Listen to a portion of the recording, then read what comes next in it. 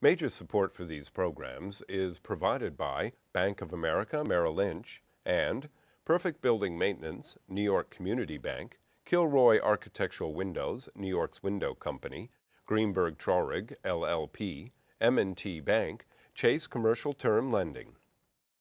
Additional support is provided by Briarwood Organization, Bruce Mosler, Capital One Bank, Cassidy Turley, C.B. Richard Ellis, Chelsea Lighting, Cushman and Wakefield, Dime Savings Bank of Williamsburg, Douglaston Development, DDG Partners, Hal Fettner, Durst Fettner Residential, Friedman LLP, Accountants and Advisors, Gemini Real Estate Advisors, LLC, Genova Burns and Gian Tomasi, Investors Bank, James D. Kuhn Real Estate Center at Syracuse University, James Orphanides, Centurion Holdings, Corman Communities, Madison Realty Capital, Margolin Weiner and Evans, LLP, Certified Public Accountants and Business Advisors, Massey Knackle Realty Services, Meridian Capital Group, Newmark Knight Frank, Sterling and Sterling,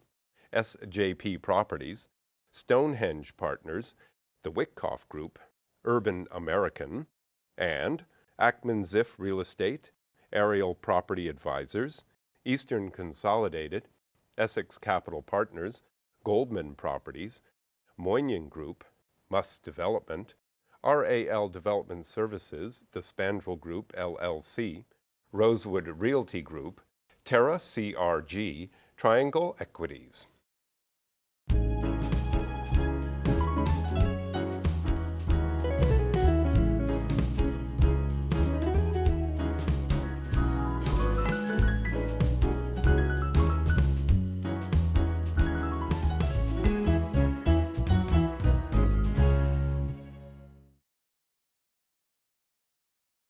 There are stories of individuals. There are people who grow up in Atlantic City.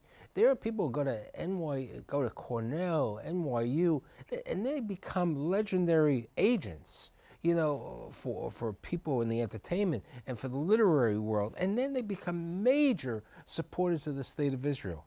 And I have that legendary person today. I have Marvin Josephson. Thanks for being here. Thank you.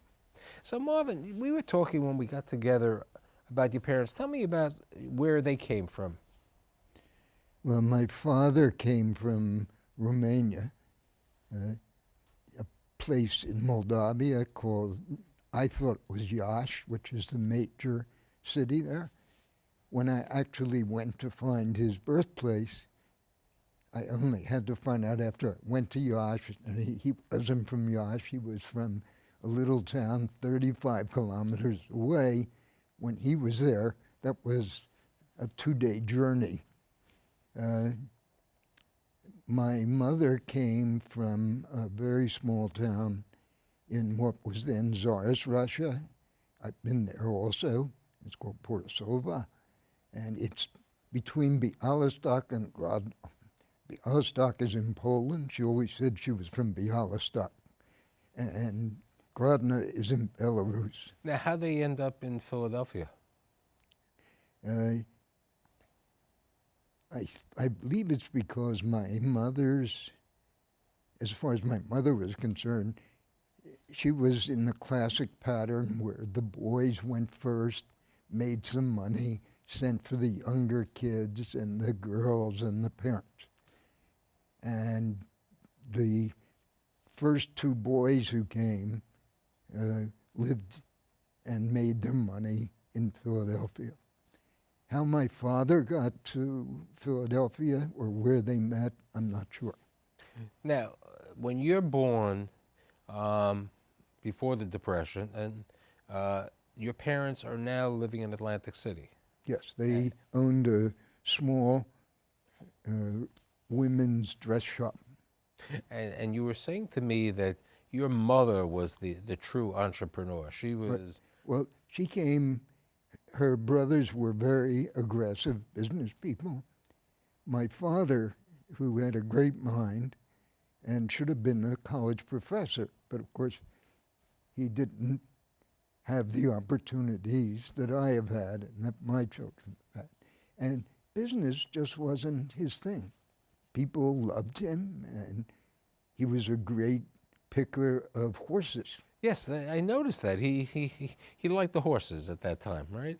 Look, he started with working for the Morning Telegraph, which was the racing paper. Right, the Annenberg publication. I believe Annenberg's Right, that one. which is how they started over there, which was the racing news, you know, the daily. And the other daily racing news. And my father had this gift, which was part of his great memory. So he would go to a race. In those days, the Telegraph would have like the last 10 races. He would remember a race that was 12 races ago. And this horse, the only time it ran well was in the mud, things like that. And there was a famous marshal of the West who was running the Morning Telegraph, and he heard about Long Shot Joe.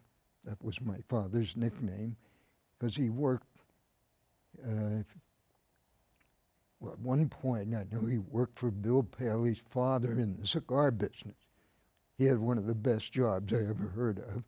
He would be given money to take a date, go to Coney Island, order a dinner, and then say, I want a Paloma cigar.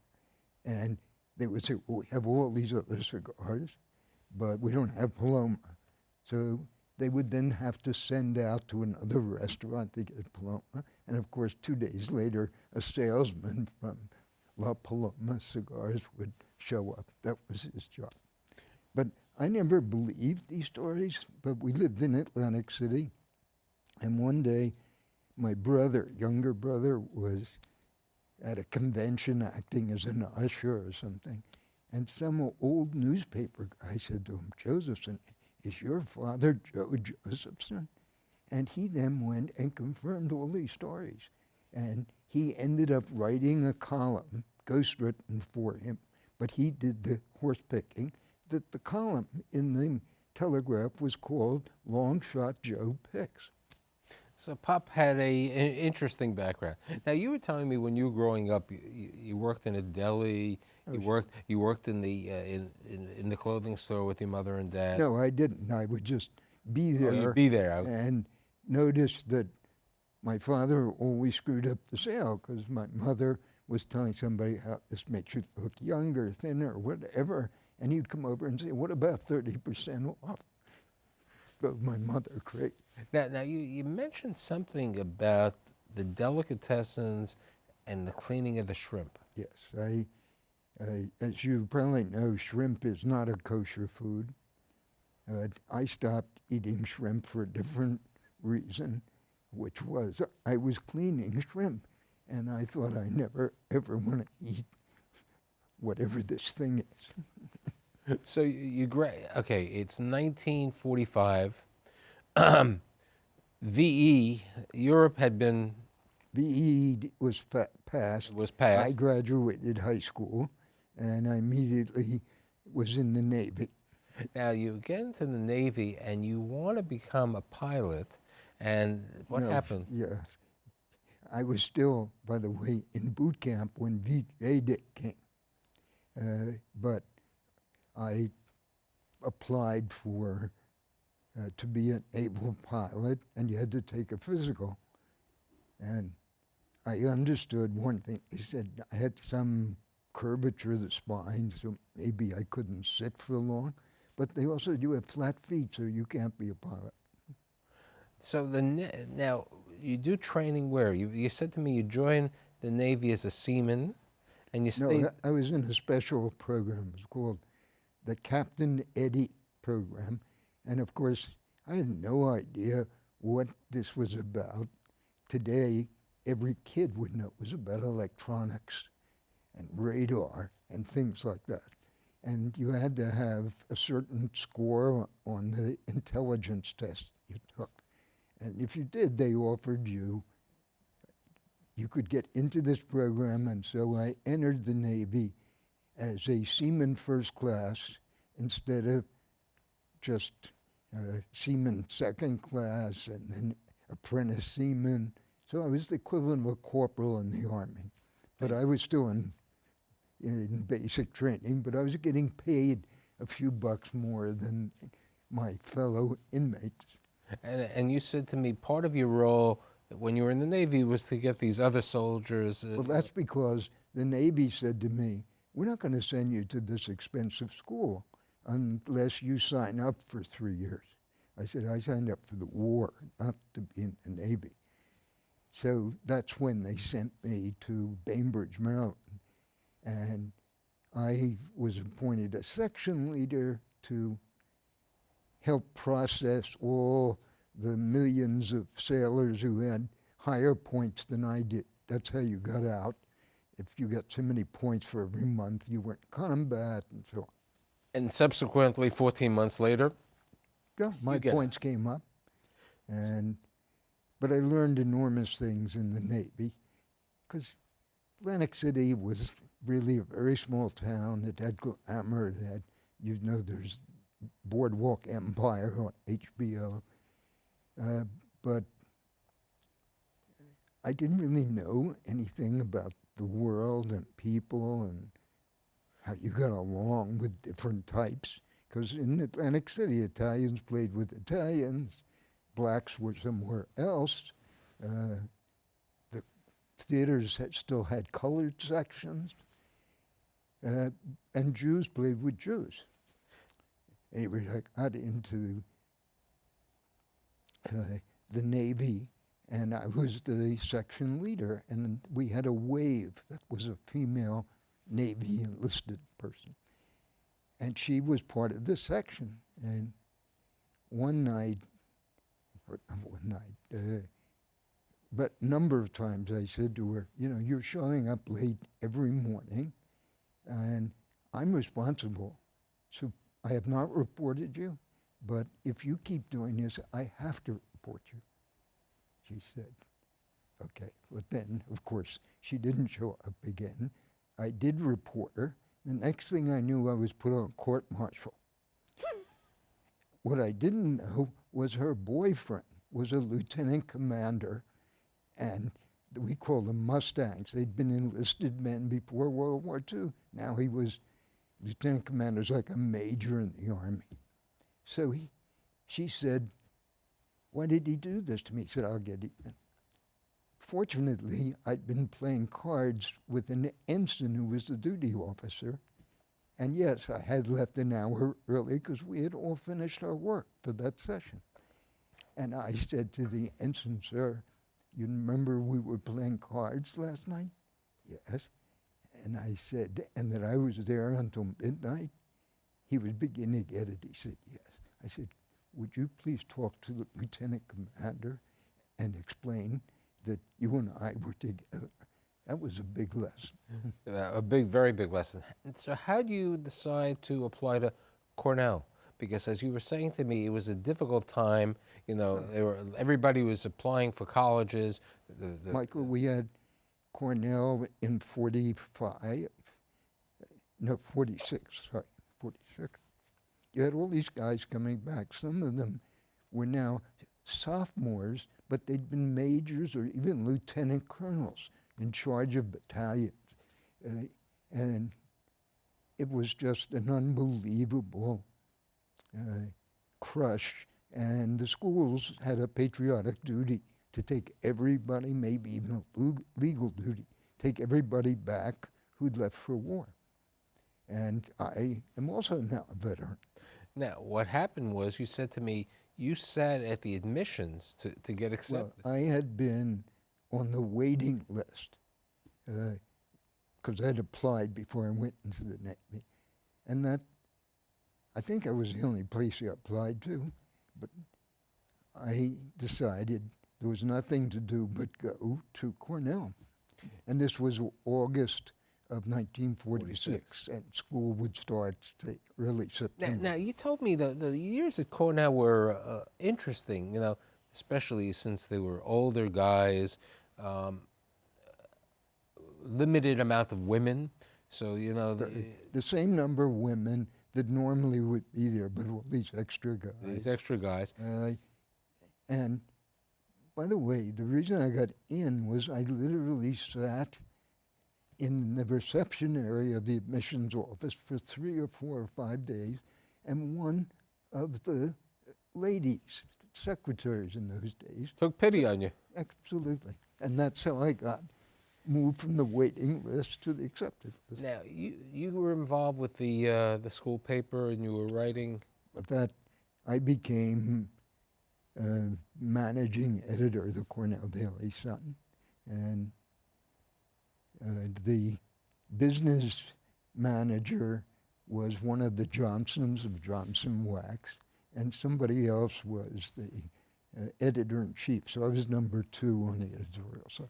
Now, you also told me that the newspaper made money, so you were able to distribute we profit. made money, and the seniors, depending on what position you held, would get to divide up that money, and that money sent me to Paris.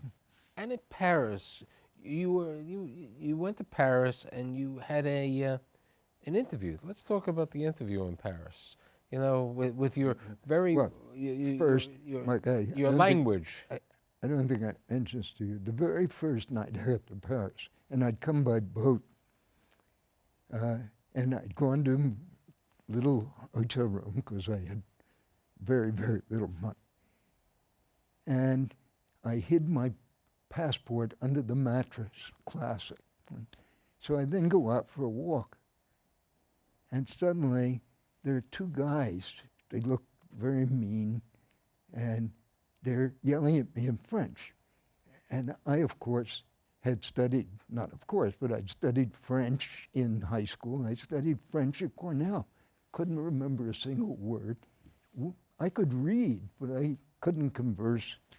And what they were saying was papier, papers.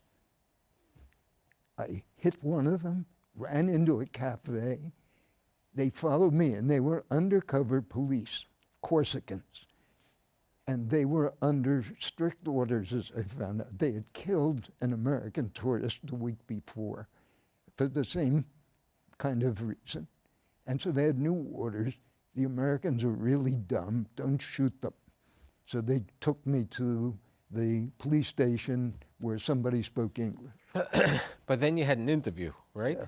Well, I had a contact while I was at Cornell for one of the movie companies. I think it was 20th Century Fox. And through the people back in New York, I told them I was going to Paris, and they said, well, here's an introduction to our office in Paris. So I went there, I got a meeting, and I practiced speaking French very rapidly to answer the question, do you speak French? And I remember I started being sure, and they went, blah, blah, blah. Of course I speak French. At which point, the person questioning me switched to English because he was an American guy. That was the end of questions about my French language. But unfortunately, you didn't have working papers, so you had to come back. Absolutely. It was catch-22. You needed working papers to get the job, and you had to have a job to get the working papers. So then you go back to Cornell. No, I was finished. Oh, you were finished with Cornell, and you finished your first year in law school. During this period, they also let veterans skip their senior year and take a year in professional school. So my senior year was really first year at Cornell Law. So it's first year at Cornell Law, and then you finish, since there was no job in France, you come back. I came back. And you come to New York City now. Absolutely. Okay, you come to New York City, and since you were involved with the publishing, you get a job. You're going to law school at NYU at night at this time. No, that comes a little later. But you get a job with a magazine who did like the weightlifting, right? The Charles Atlas type of McFadden. But before that, I borrowed money from my aunt and people she knew, and she was a bookie. They had a little candy store, which was a front for taking numbers. So wait, your father could have helped her also, you know, on that side, right? So no, this was numbers, not horses. So they gave me X thousand dollars to do a pilot. And that's how I met my first wife, because I said to a friend who's still alive, still in New York. That was a television pilot, right? Was a television pilot. I knew nothing about what I was doing. I didn't have enough money to pay the lab, so they wouldn't release a print to me. And I had said to this friend, do you know anybody who would work for nothing? I'm doing this pilot.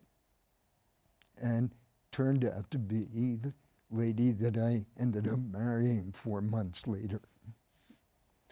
That's when I went to night law school, because yes, I worked for Bernard McFadden magazine, but I realized I needed a credential, that a BA wasn't going to get you anywhere. Now, the interesting thing, and you were, a number of years ago, you addressed NYU.